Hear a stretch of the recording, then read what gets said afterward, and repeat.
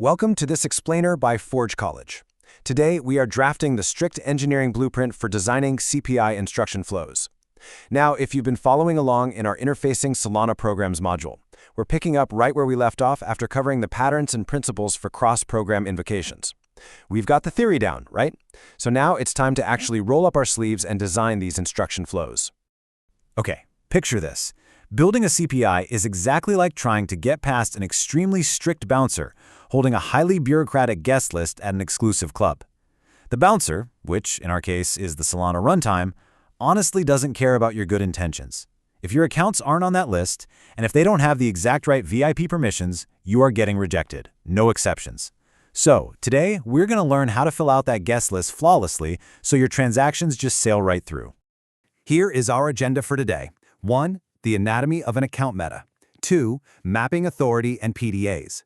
3. Orchestrating multi-step flows. And 4. Building the client instruction. Let's jump in. Section 1. Anatomy of an account meta. The core components. So, what actually is an account meta? Well, think of it as the fundamental contract between the runtime and the programs on Solana. It acts as the absolute, undeniable authority on who gets access to what. When you execute a CPI from your invoking program to a callee program, the callee receives the exact set of accounts and flags that you declare here.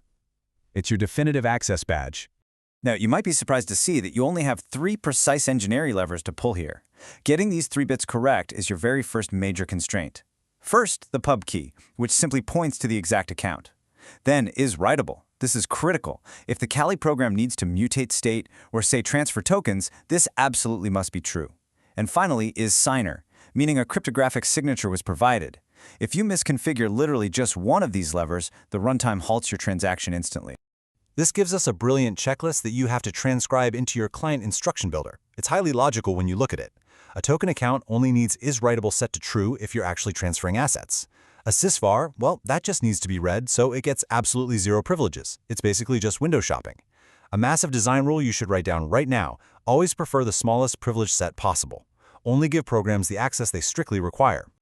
Section 2. Mapping authority and PDAs. Client keys versus PDAs. The crucial point here is how we prove to the runtime that we actually have permission to execute these instructions, especially when programs are calling other programs. You have to choose how your actors coordinate. If a callee program needs an authority signature, you basically have 2 paths. Path 1, the client signs explicitly on the outer transaction using their own key pair. Path 2, you delegate authority to a Program Derived Address, or PDA.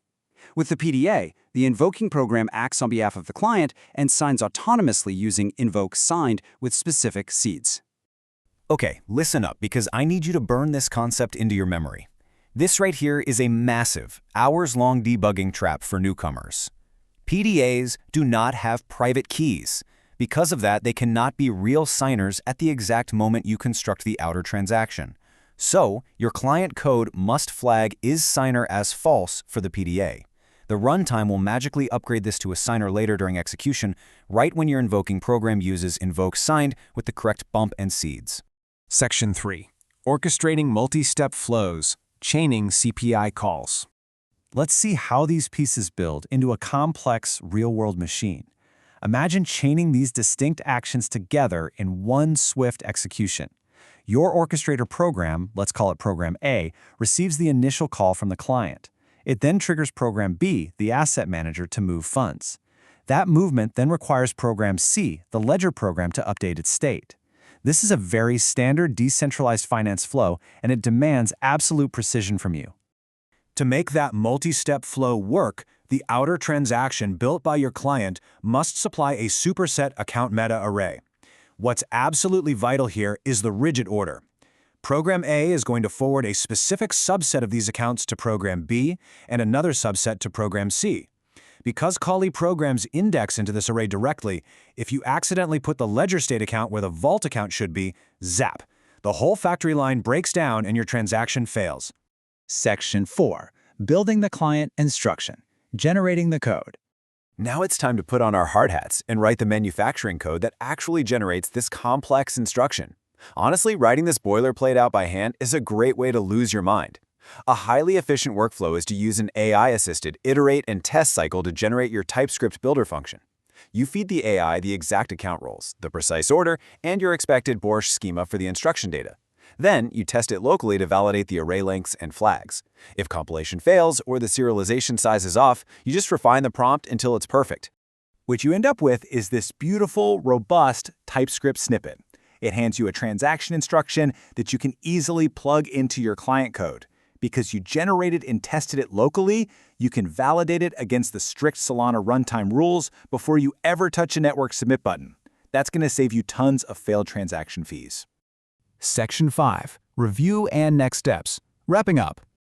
Let's review the finalized blueprint before we end today's drafting session. These 3 pillars will make or break your Solana applications. First, keep privileges minimal to protect your program's security. Second, make your authority paths explicit. Knowing exactly when to use a client signer versus a PDA will save you hours of tracing down mysterious runtime signature failures. And third, validate your array order locally. That ensures the bouncer at the door sees exactly the guest list they expect. This perfectly sets the stage for our next lesson, implementing client interaction for program calls. That's where we'll take the builder snippet you just designed and actually wire it up into a complete signing and submission flow. So, think deeply about your authority mapping as you build your next CPI. Is your blueprint truly runtime ready, or is the bouncer going to kick your transaction to the curb? To master this and dive deeper into this track and other amazing Web3 topics crafted by Forge College, remember to visit forge.college. Keep building, keep learning, and I'll see you in the next explainer.